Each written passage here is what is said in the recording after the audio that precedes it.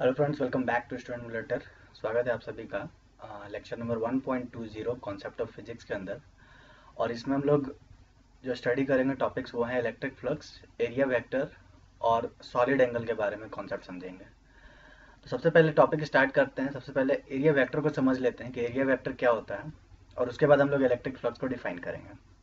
Basically आप screen पे जो देख सकते हैं, small area of a surface can be represented by a vector. Generally हम लोग सरफेस एरिया को तो स्केलर समझते हैं, लेकिन जब हम लोग एरिया वेक्टर की बात करते हैं तो उस सरफेस एरिया के नॉर्मल डायरेक्शन में एक हम लोग डायरेक्शन ले लेते हैं। उसका उसका क्या यूज़ है वो हम लोग जब इलेक्ट्रिक फ्लक्स समझेंगे तब उस समय क्लियर हो जाएगा कि क्यों आखिर नॉर्मल डायरेक्शन में उस वेक्टर को लिया जाता है।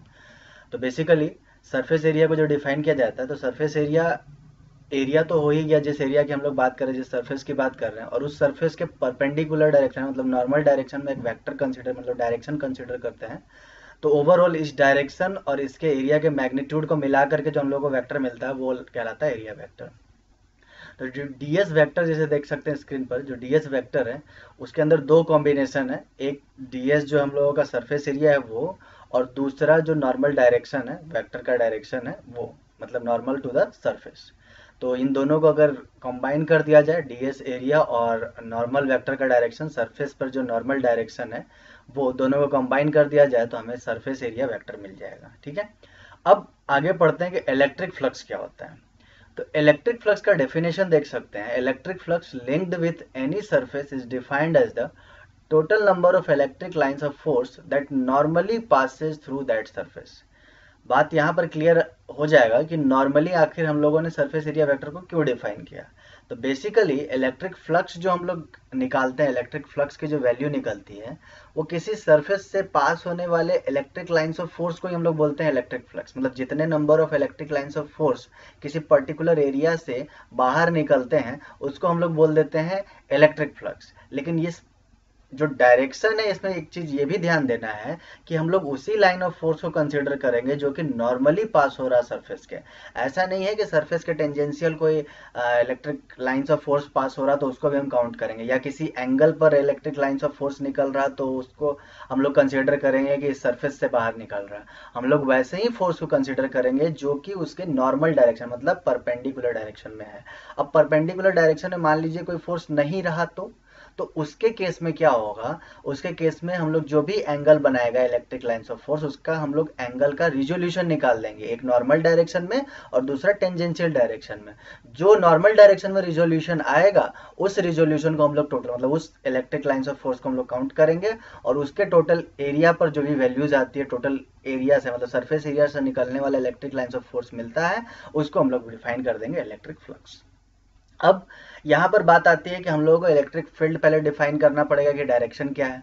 उसके बाद इलेक्ट्रिक फील्ड का जब डायरेक्शन हम लोगों को पता रहेगा तो सरफेस एरिया के नॉर्मल डायरेक्शन में उसको रिजॉल्व करेंगे। और सरफेस का शेप जो है हर पॉइंट पर अलग अलग हो सकता है, तो उसके अकॉर्डिंग हम लोगों को हर पॉइंट पे रिजॉल्व करना पड़ेगा इलेक्ट्रिक फील्ड को या इलेक्ट्रिक लाइंस ऑफ फोर्स को। तो हर पॉइंट पे रिजॉल्व करने के बजाय एक जनरलाइज हम लोग एक पैटर्न ही बना लेते हैं कि सरफेस एरिया वेक्टर को ही डिफाइन कर लेते हैं। सरफेस एरिया वेक्टर को इस तरह से डिफाइन करते हैं कि सरफेस एरिया तो देगा ही देगा, प्लस वो एक उससे नॉर्मल डायरेक्शन भी दे देगा, मतलब सरफेस के नॉर्मल डायरेक्शन भी दे देगा। तो जैसे ही नॉर्मल डायरेक्शन हम लोगों को मिल जाएगा तो इस वाले जो वेक्टर है ये ds एन कैप जो वेक्टर है इसमें क्या है, ये ds ये मैग्नीट्यूड दे रहा मतलब एरिया दे रहा, और ये एन कैप क्या दे रहा है, एन कैप हम लोगों को नॉर्मल वेक्टर का डायरेक्शन दे रहा है। इसके साथ जैसे ही हम लोग इलेक्ट्रिक लाइंस ऑफ फोर्स का या इलेक्ट्रिक फील्ड का डॉट प्रोडक्ट करेंगे तो इस पे हम लोगों को उसका रिजोल्यूशन मिल जाएगा। तो ये हम लोगों का काम आसान हो जाएगा। इसी कारण से हम लोगों ने एरिया वेक्टर डिफाइन कर लिया। तो एरिया वेक्टर से जैसे ही हम लोग इलेक्ट्रिक फील्ड चाहे किसी भी डायरेक्शन में हो, इलेक्ट्रिक फील्ड से जैसे ही हम लोग मल्टीप्लाई करेंगे तो मल्टीप्लाई करते ही इलेक्ट्रिक फील्ड का रिजोल्यूशन हम लोगों को इसके डायरेक्शन में मिल जाएगा।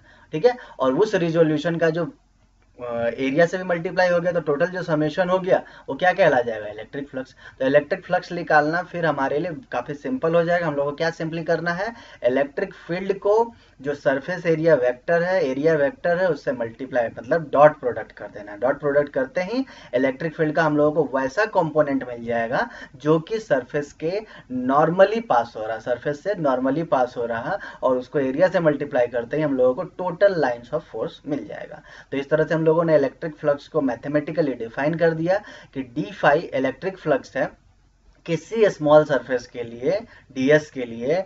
तो डी फाई का जो फॉर्मूला हो जाएगा वो आ जाएगा vector E dot DS vector. ठीक है, अब ई और डीएस के बीच में, डीएस मतलब नॉर्मल, सरफेस का नॉर्मल, और इलेक्ट्रिक फील्ड के बीच में, सपोज जैसे यहाँ पर एक एग्जांपल ले लेते हैं, ये एक सरफेस है, इस सरफेस के नॉर्मल में जो वेक्टर है वो है हमारा ये डीएस वेक्टर, और इलेक्ट्रिक फील्ड का डायरेक्शन ये जो है देख सकते हैं स्क्रीन पर। ठीक है, इलेक्ट्रिक फील्ड का डायरेक्शन ये ग्रीन कलर में है, और डीएस वेक्टर जो है नॉर्मल सरफेस एरिया के येलो कलर में, और इन दोनों के बीच में एंगल जो बन रहा है वो थीटा एंगल बन रहा है, यानी वेक्टर ई और डीएस के बीच में जो एंगल बन रहा है वो थीटा बन रहा है। तो हम लोग वेक्टर ई के साथ डीएस का डॉट प्रोडक्ट करेंगे तो ई का कंपोनेंट मिल जाएगा हम लोग को डीएस के डायरेक्शन में। ठीक है, और ये डायरेक्शन कौन सा है, नॉर्मली टू द सरफेस, और नॉर्मली टू द सरफेस ही तो हमको निकालना है इलेक्ट्रिक फ्लक्स के लिए। ठीक है, तो इस कारण से जैसे ही हम लोग डॉट प्रोडक्ट करेंगे तो हम लोगों को वैल्यू डॉट प्रोडक्ट का क्या फॉर्मूला होता है, ई डी एस, मतलब ए डॉट बी का अगर बात करें तो ए बी कॉस थीटा होता है, तो उसी तरह से ई डॉट डी एस की बात की है तो E D S cos theta मिल गया।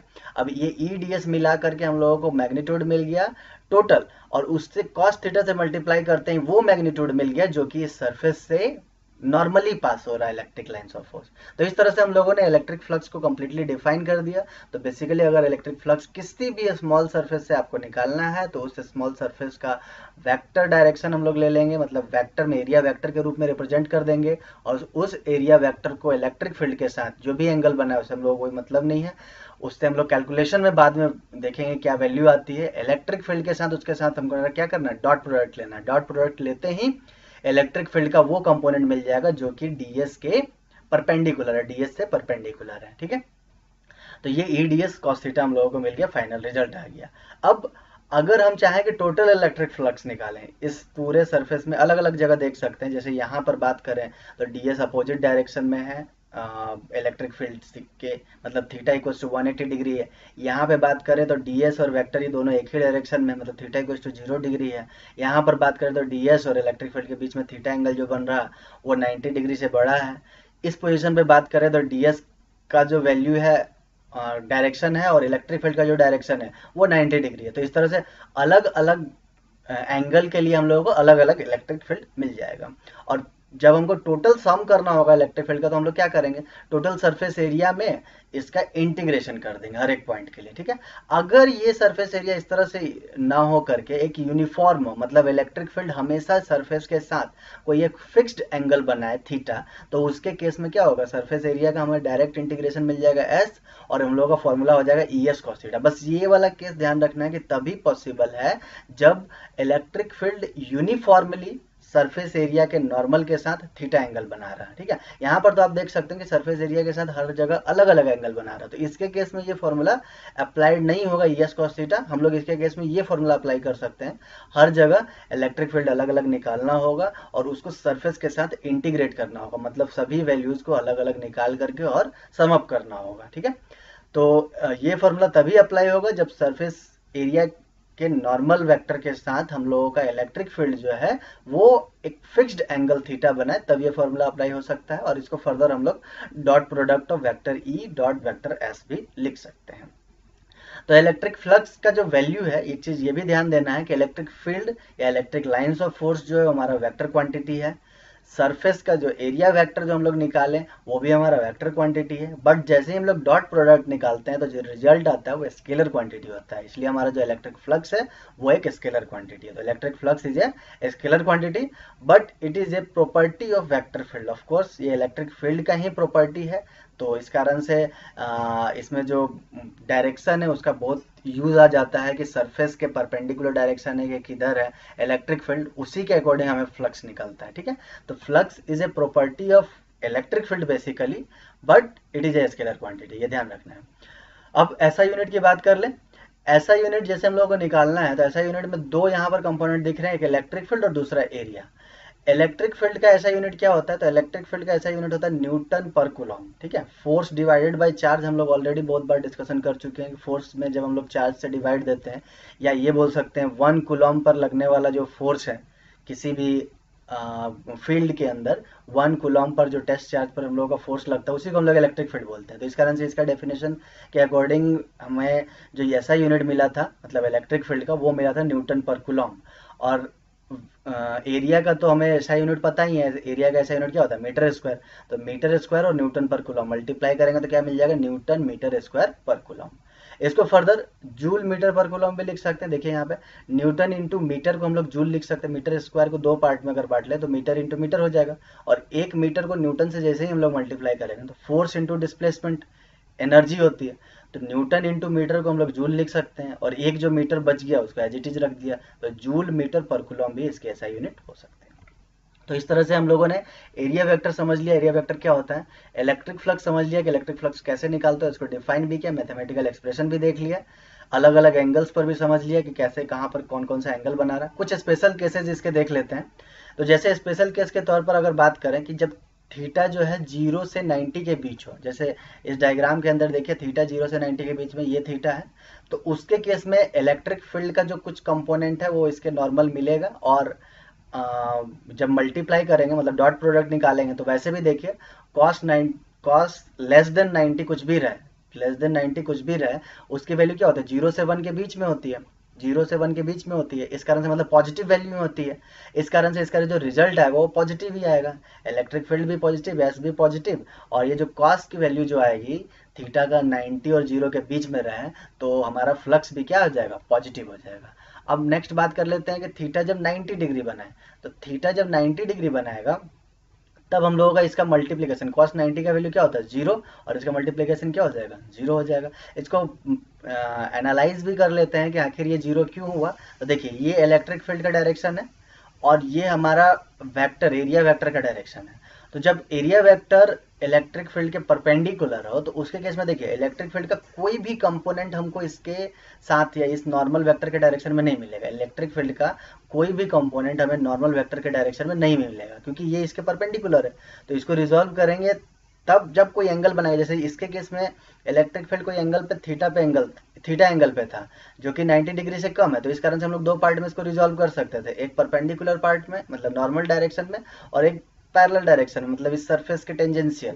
तो दोनों का कुछ ना कुछ वैल्यू आएगा, पॉजिटिव वैल्यू आएगा। लेकिन यहाँ पर जब हम लोग बात करें तो इलेक्ट्रिक फील्ड को जब हम लोग नॉर्मल डायरेक्शन में रिजॉल्व करना चाहेंगे तो चूंकि 90 डिग्री है तो रिजोल्यूशन 0 होगा, कोई रिजोल्यूशन नहीं होगा, इस कारण से नेट इलेक्ट्रिक फील्ड जो पास हो रहा है नॉर्मल डायरेक्शन में वो 0 है। तो एनालिटिक वे में भी हम लोग समझ चुके हैं कि जब नॉर्मल वेक्टर और हमारा इलेक्ट्रिक फील्ड दोनों के बीच में 90 डिग्री बनेगा तो उस समय हम लोगों का जो फ्लक्स है उसका वैल्यू आएगा 0, तो वही फ्लक्स की वैल्यू 0 है।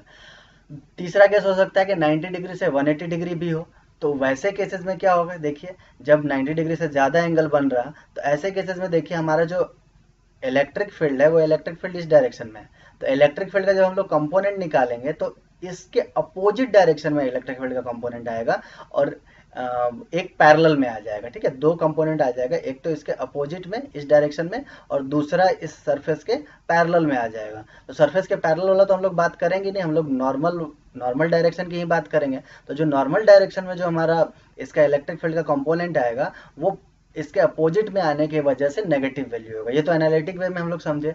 दूसरा इस फॉर्मूला से भी समझ सकते हैं, अगर थीटा की वैल्यू 90 डिग्री से ज़्यादा है, कॉस 90 से अगर कम रहता है, कॉस 60 कॉस 45 कुछ भी रहे तो पॉजिटिव में वैल्यू आती है, कॉस 90 रहता है तो 0 होता है, और फिर कॉस 90 से जैसे हम लोग ऊपर जाते हैं 90 से 180 डिग्री की तरफ तो फिर से वैल्यू क्या हो जाती है, नेगेटिव वैल्यू हो जाती है, इसलिए फ्लक्स हमारा जो हो जाएगा नेगेटिव हो जाएगा। तो मतलब फ्लक्स बाहर ना निकलने के बजाय अंदर की तरफ जा रहा है, बेसिक मतलब यही हुआ। और वैसे भी हम लोग डायग्राम में देखें तो इस सरफेस के लिए इलेक्ट्रिक फील्ड अंदर जा रहा है ना कि बाहर निकल रहा है, ठीक है। तो इस तरह से हम लोग इस चीज़ को एनालाइज भी कर सकते हैं और फाइनली ये रिजल्ट जो है स्पेशल केसेज है ये ध्यान भी रख सकते हैं कि थीटा की वैल्यू अगर 0 से 90 डिग्री है तो फ्लक्स पॉजिटिव होगा, थीटा की वैल्यू 90 डिग्री है तो फ्लक्स 0 होगा, और थीटा 90 डिग्री से 180 डिग्री के बीच में है तो फ्लक्स अगेन नेगेटिव हो जाएगा। अब एक और टॉपिक हम लोग इसमें समझ लेते हैं, सॉलिड एंगल, जो कि आगे की क्लास में थोड़ा यूजफुल होगा। तो सॉलिड एंगल बेसिकली आप लोग पढ़ चुके होंगे, फिर भी एक बार दोबारा देख लेते हैं कि सॉलिड एंगल होता क्या है। और सॉलिड एंगल का हम लोग थ्रू आउट सरफेस पर पूरा इंटीग्रेशन करके टोटल वैल्यू निकालेंगे किसी क्लोज्ड सरफेस के लिए। ठीक है, तो देखते हैं। Solid angle is a three-dimensional equivalent of an ordinary two-dimensional plane angle. Basically जो हम लोग प्लेन एंगल की बात करते हैं, जो सिंपल थीटा की बात करते हैं, वो थीटा एंगल जो होता है हमारा किसी 2D डायग्राम के लिए बना होता है। मतलब अगर कोई हमारा आर्क है या सर्किल है तो उसके लिए उसके सेंटर पर जो एंगल सबटेंड होता है that is called plane angle. लेकिन जब हम लोग सॉलिड एंगल की बात करते हैं तो आर्क की बात ना करके हम लोग किसी सरफेस की बात करते हैं। और इस सरफेस, जैसे ये देख सकते हैं, इस सरफेस के द्वारा किसी पर्टिकुलर पॉइंट पर जो एंगल बन रहा है उस एंगल को, ये कॉनिकल शेप है बेसिकली, उस टोटल कॉनिकल एंगल को हम लोग बोलते हैं सॉलिड एंगल। और इसका जो यूनिट होता है एस्टेरेडियन होता है। हमारा जो नॉर्मल प्लेन एंगल होता है उसका यूनिट होता है रेडियन। तो ये कंपैरिजन ऑलरेडी आपके 11th के टॉपिक में था, तो ज़्यादा डेप्थ में नहीं जाऊंगा। सिंपल दोबारा से इसको मेमोराइज इसलिए कर रहे हैं तो क्योंकि आगे के क्लासेस में यूजफुल है ये। ठीक है, तो डी ओमेगा जो रिप्रेजेंटेशन है ये सॉलिड एंगल के लिए रिप्रेजेंटेशन है। रिलेशन हम लोगों को यहाँ पर ये देखना है कि ये डी ओमेगा इस सरफेस एरिया के साथ कैसे रिलेटेड है। तो जैसे याद कीजिए, आर्क हमारा जो एंगल थीटा बनता था, प्लेन एंगल, उसके साथ कैसे रिलेटेड रहता था। तो आर्क को हम लोग इक्विवेलेंट मानते थे theta into radius, theta into R. Similarly इस सरफेस एरिया को हम लोग किसके इक्विवेलेंट मानेंगे, सरफेस एरिया इक्वल्स टू ये जो सॉलिड एंगल होगा उस सॉलिड एंगल को हम लोग आर से नहीं बल्कि यहाँ पे आर स्क्वायर से मल्टीप्लाई करेंगे। ठीक है, जब हम लोग प्लेन एंगल की बात कर रहे थे तो आर से मल्टीप्लाई करते थे आर्क निकालने के लिए, लेकिन जब हम लोग सॉलिड एंगल की बात करते हैं तो सॉलिड एंगल को आर स्क्वायर से मल्टीप्लाई करेंगे सरफेस एरिया निकालने के लिए। बेसिक चीज यही है। ठीक है, अब एक चीज और ध्यान देना है कि ये जो सरफेस एरिया यहाँ पर होगा उसका हम लोग सिर्फ और सिर्फ नॉर्मल, मतलब रेडियस जो है वो सरफेस एरिया के नॉर्मल डायरेक्शन में होना चाहिए, तभी हम लोग उस तरह से उसको डिफाइन कर सकते हैं। अगर नहीं है तो उसका कंपोनेंट हम लोग निकालेंगे उस सरफेस एरिया का नॉर्मल डायरेक्शन में, रेडियस उसके नॉर्मल होना चाहिए। जैसे यहाँ पर ये डायग्राम देख सकते हैं, तो ds का जो नॉर्मल वेक्टर है वो ds वेक्टर इस डायरेक्शन में है और r जो वेक्टर है वो इस डायरेक्शन में, और दोनों के बीच में जो एंगल बन रहा है वो थीटा बन रहा है। तो इसका मतलब ये हुआ इस ds वेक्टर का कंपोनेंट रेडियस के अलाइनमेंट में क्या होगा, रेडियस के साथ में, रेडियस के डायरेक्शन में क्या होगा, तो ds cos थीटा होगा। अब ये जो ds cos थीटा जो मिला हम लोगों को, ये बेसिकली इस एक सरफेस हुआ या सरफेस एरिया हुआ जिसके वजह से ये एंगल हम लोगों को डी ओमेगा मिल रहा। ठीक है, अब इस डी ओमेगा वैल्यू को बात करें तो डी ओमेगा को जब हम लोग आर स्क्वायर से मल्टीप्लाई करेंगे तो क्या वैल्यू मिलेगा हमें, सरफेस एरिया का वो कंपोनेंट, सरफेस एरिया का वो कंपोनेंट जिसका की डायरेक्शन रेडियल डायरेक्शन के इक्विवेलेंट, मतलब रेडियल डायरेक्शन में ही उसका नॉर्मल वेक्टर का डायरेक्शन हो। ठीक है, तो इसलिए हमने ds cos थीटा को एक तरह से डिफाइन किया D omega into R square. तो आर स्क्वायर जब डिवाइड में चला जाएगा तो ये हमारा फॉर्मूला आ जाएगा D omega equals to ds cos theta by R square. फिर भी यदि ना समझ में आया हो तो आप दोबारा से सॉलिड एंगल के 11th क्लास के चैप्टर को वापस से देख सकते हैं और उसमें ये चीजें मेंशन्ड है कि how we define D omega, मतलब ये सॉलिड एंगल को हम लोग कैसे डिफाइन करते हैं। तो बेसिकली सॉलिड एंगल का डेफिनेशन यही रहा कि surface area divided by R square. अब ये तो रहा सॉलिड एंगल का एक स्मॉल वैल्यू डी ओमेगा। अगर हमको एक क्लोज्ड सरफेस के लिए, अगर इस सरफेस कंप्लीटली क्लोज्ड रहता तो टोटल सॉलिड एंगल कितना होता वो हमें निकालना है, जो कि यूजफुल है इस कंटेंट के लिए। तो डी ओमेगा का हम लोग बेसिकली इंटीग्रेशन कर देंगे पूरे क्लोज्ड सरफेस के लिए। तो जब हम लोग इंटीग्रेशन करेंगे तो ध्यान दीजिए ये जो ds cos theta, R square तो फिक्स्ड है, यहाँ से रेडियस जो होगा, ds cos थीटा जो है उसको इंटीग्रेट करने पर, मतलब पूरे क्लोज सरफेस के लिए इंटीग्रेट करने पर हम लोग को जो वैल्यू आएगी वो स्फेरिकल सरफेस के इक्विवेलेंट आएगी। स्फेरिकल सरफेस यानी 4 पाई आर स्क्वायर। ठीक है, तो 4 पाई आर स्क्वायर में से आर स्क्वायर कैंसिल हो जाएगा और हमें फाइनल वैल्यू जो मिल जाएगी वो 4 पाई स्टेरेडियन मिल जाएगी। बेसिकली यही ध्यान रखना है कि हम सॉलिड एंगल का टोटल जो है सबटेंडेड एंगल जो होता है किसी भी क्लोज्ड सरफेस के लिए, टोटल सबटेंडेड एंगल जो होता है सॉलिड एंगल का वो होता है 4 पाई। जिस तरह से हम लोग क्या पढ़ते हैं, आर किसी भी सर्किल के लिए जो टोटल सबटेंडेड एंगल होता है, प्लेन एंगल जो होता है वो कितना होता है 2 पाई होता है। इसी कारण से हम लोग 2 पाई आर फॉर्मूला पढ़ते हैं सर्कमफेरेंस ऑफ सर्किल।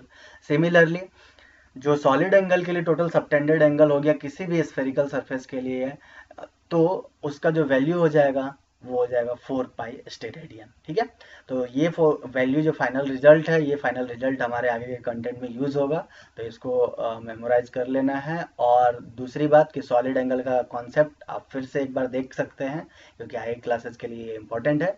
ओवरऑल इस क्लास में हम लोगों ने एरिया वेक्टर समझ लिया, एरिया वेक्टर क्या होता है, इलेक्ट्रिक फ्लक्स को देख लिया, इलेक्ट्रिक फ्लक्स का फॉर्मूला समझ लिया कि फाइनल जो रिजल्ट आता है इलेक्ट्रिक फ्लक्स का वो ई D S cos theta Q है, बेसिकली डॉट प्रोडक्ट होता है इसीलिए वो ई डी एस कॉस थीटा है। और फ्लक्स के बारे में अलग अलग एंगल पर फ्लक्स कितना हो सकता है, मतलब जब थीटा 90 डिग्री से कम रहे तब फ्लक्स पॉजिटिव होगा, थीटा 90 डिग्री रहे तो फ्लक्स जीरो, और फिर 90 डिग्री से अबव 180 डिग्री से कम रहे तो फ्लक्स की वैल्यू नेगेटिव होगी। और फाइनली हम लोगों ने सॉलिड एंगल का थोड़ा सा कॉन्सेप्ट समझ लिया, टोटल सबटेंडेड सॉलिड एंगल निकाल लिया किसी भी क्लोज सरफेस के लिए 4 पाई स्टेरेडियन। तो ये सारे टॉपिक्स आगे के क्लासेस के लिए इंपॉर्टेंट है। नेक्स्ट क्लास में हम लोग गॉस थ्योरम पढ़ेंगे जो कि काफ़ी इंपॉर्टेंट है फिजिक्स 12th क्लास के। ओवरऑल अगर इलेक्ट्रोस्टैटिक की बात करें तो गॉस थ्योरम से ही सारा हम लोग फॉर्मूला, सारे हम लोग क्वेश्चन सॉल्व कर सकते हैं, तो गॉस थ्योरम जरूर पढ़िए जो कि नेक्स्ट क्लास का टॉपिक है। Thank you so much for watching this video. इस वीडियो में कोई भी अगर आपको डाउट हो तो आप कमेंट बॉक्स में लिख सकते हैं। इसके डिस्क्रिप्शन में मैं कुछ क्वेश्चंस अपलोड कर दूंगा, उस क्वेश्चन के सॉल्यूशन भी आपके पास होंगे और उसके वीडियो लिंक्स भी उस पीडीएफ में अपलोडेड होंगे। Thank you so much for watching this.